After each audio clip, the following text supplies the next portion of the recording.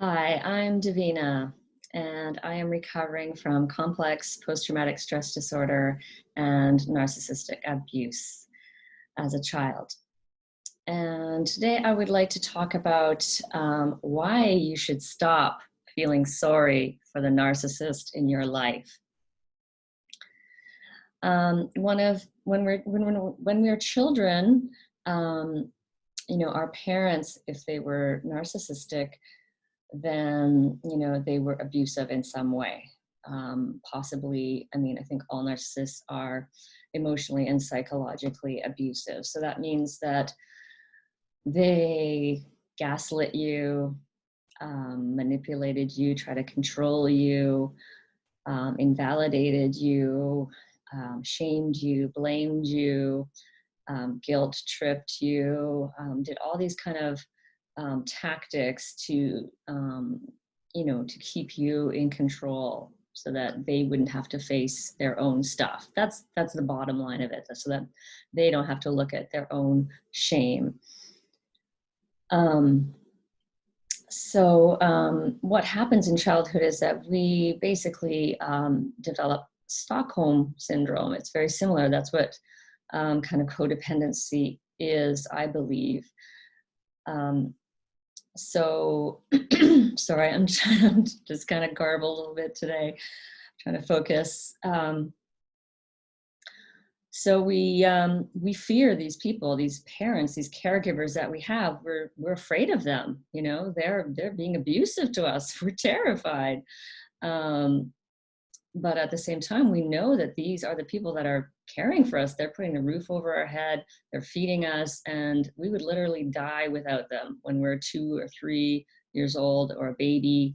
We absolutely depend on these people for our survival. And so what we end up doing is we take on their shame. We say, well, it must be me. And we blame ourselves, basically.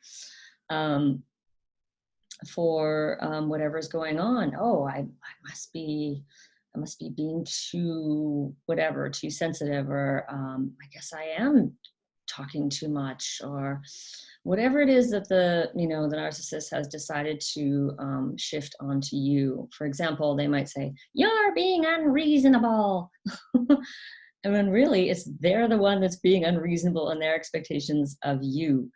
So that's how they project their crap onto you, or you're just being selfish, right? And really you're going, I'm being selfish for, asking for my needs? No, they're the ones that are being selfish and self-centered.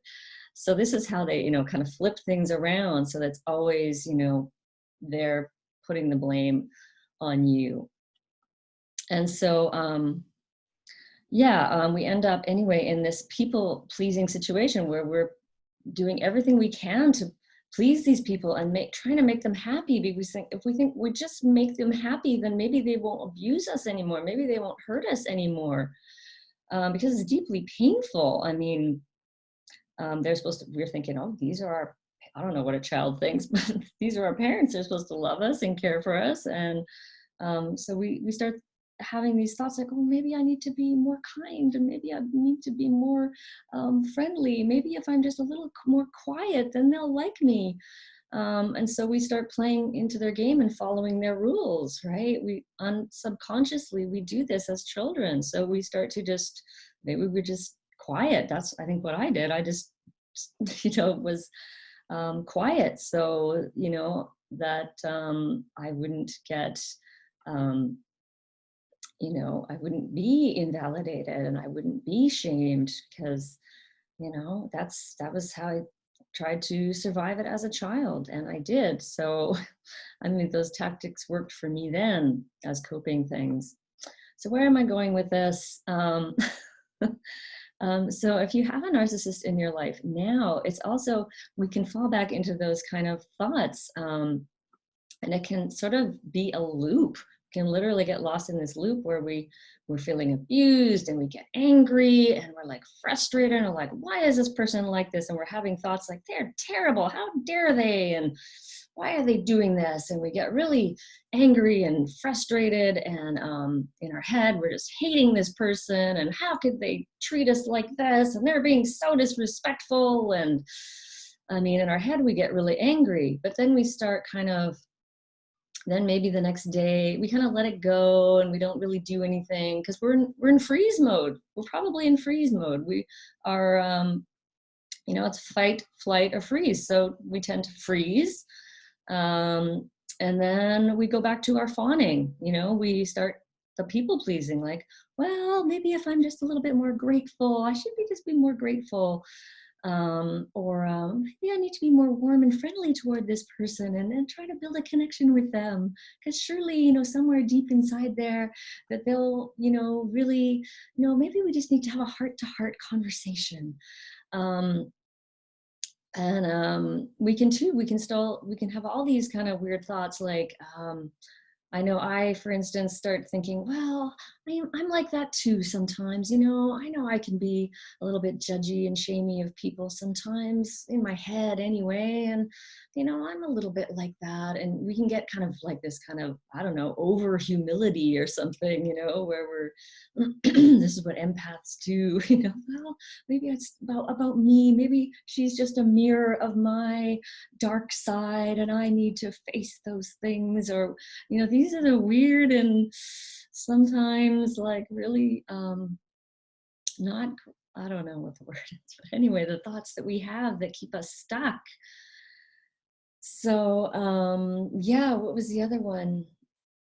Yeah, I think those are kind of the ones. And then we pity them. We're not loving these people. We are pitying them, right? We're feeling sorry for them. So we continue in this mode of, well, they must be in a really bad place, and we just really want to try and help them and heal them, right? And so then we start thinking that we need to change our behavior, or we don't want to call them out on their stuff because we're afraid of them, right?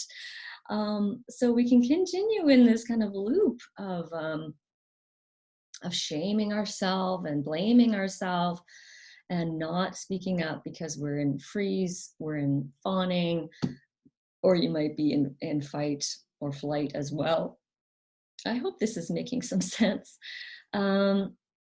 So the way to get out of this is to really, you need to start validating your thoughts, validating your thinking, your feelings, and maybe they'll seem nice the next day, and you'll be like, oh, well, maybe I was wrong about them. They're not that bad, right? This is the continuous cycle that we go in, right? This is the confusion, the intermittent reward system, right?